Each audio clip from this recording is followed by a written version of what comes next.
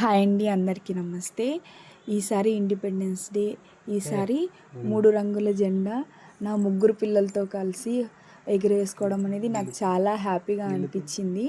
ముగ్గురు కూడా చిన్న పిల్లలు కాబట్టి వాళ్ళు స్కూల్కి వెళ్ళరు. అందుకనే ఇది కూడా ఒక మన పండగలాగా వాళ్ళకి సెలబ్రేట్ చేయాలని అనిపించింది. అందులోనూ మా ఆయన కూడా లీవ్లో ఉన్నారు, ఇంకా హ్యాపీ అనమాట. అందుకని ముగ్గురు పిల్లలతో కలిసి మేము ఫ్లాగ్ హోస్టింగ్ అనేది ఇంట్లోనే జరుపుకున్నాము.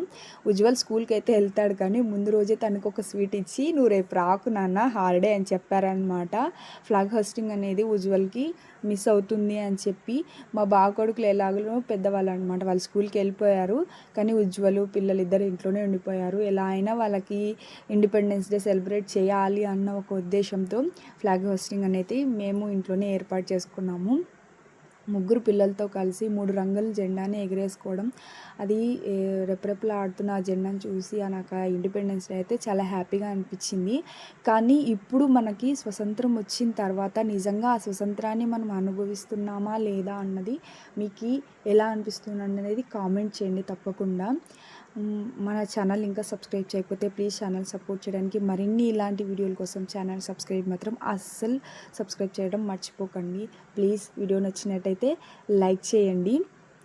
ఈ ఫ్లాగ్ హోస్టింగ్ అనేది ఇండిపెండెన్స్ డే రోజు మా మేడపైనే పిల్లలతో కలిసి చేసుకోవడం నాకు చాలా హ్యాపీగా అనిపించింది. కానీ ఇంత సింపుల్గా పిల్లల్ని రెడీ చేసుకోవడం కూడా నాకు అంతే కష్టంగా అనిపించింది. ఫ్లాగ్స్ అయితే చేతికి ఇచ్చాను. ఫ్లాగ్స్ ఇచ్చిన తర్వాత రిషి అయితే ఫుల్ హ్యాపీ, భరత్ మాతకి జై అని చెప్పాలి నాన్న అంటేనే జై జై అంటూనే ఉంది. ఉజ్వల్ పెద్ద పాప అయితే అస్సలు సాటిస్ఫై కాదు. ఎందుకంటే మిద్దెపైకి వెళ్ళిన తర్వాత బాగా గాలి వస్తుంది కదా, ఆ గాలికి జెండా కొంచెం పక్కకి వెళ్తేనే పెద్ద పాప ఉజ్వల్ ఇద్దరు ఏడుస్తూనే ఉన్నారు. వాళ్ళిద్దరిని తట్టుకొని ఈ ఫ్లాగ్ హోస్టింగ్ చేయడం అంటే నాకు చాలా కష్టంగా అనిపించింది. రిషి మాత్రం ఫుల్ హ్యాపీ, తనతో ఏ మాత్రం ఇబ్బంది అనిపించలేదు. చూడండి ఎంత చక్కగా ఆడుకుంటుందో ఫ్లాగ్ తీసుకొని జై జై అంటూనే ఉంది తనైతే. నాకు ఫుల్ హ్యాపీ, రిషి అలా చేస్తుంటే నాకు చాలా సంతోషంగా ఉంది. ఇంకోవైపు పెద్ద పాప ఉజ్వల్ ఇద్దరు ప్రతిసారి నా ఫ్లాగ్ వెళ్ళిపోతుంది, ఒకసారి అయితే ఫ్లాగ్ వెళ్ళిపోయింది, ఉజ్వల్ కింద పడిపోయింది, చాలా ఇబ్బంది పెట్టాడు ఉజ్వల్ అప్పుడైతే. ఒకవైపు రిషి హ్యాపీగా ఉందని ఇండిపెండెన్స్ డే ముగ్గురితో జరుపుకున్నాను హ్యాపీనెస్, ఇంకొక వైపు ఉజ్వల్ పెద్ద పాప ఇబ్బంది పెడుతూనే ఉన్నారు. వాళ్ళిద్దరిని కొద్దిసేపు మా ఆయన పక్కన పెట్టేసి రిషిని ఇలా చక్కగా ఫోటోలు తీసుకున్నాను. నాకైతే ఫుల్ హ్యాపీ అని అనిపించింది ఈ ఇండిపెండెన్స్ డే. మీ ఇండిపెండెన్స్ డే ఫ్లాగ్ హోస్టింగ్ అనేది జరుపుకున్నారా లేదా అనేది కూడా కామెంట్ చేయండి. పిల్లలకి ఇలా మనము పండగలాగా మన చేతుల మీద సెలబ్రేట్ చేస్తే వాళ్ళకు కూడా చాలా చక్కగా తెలుస్తుంది.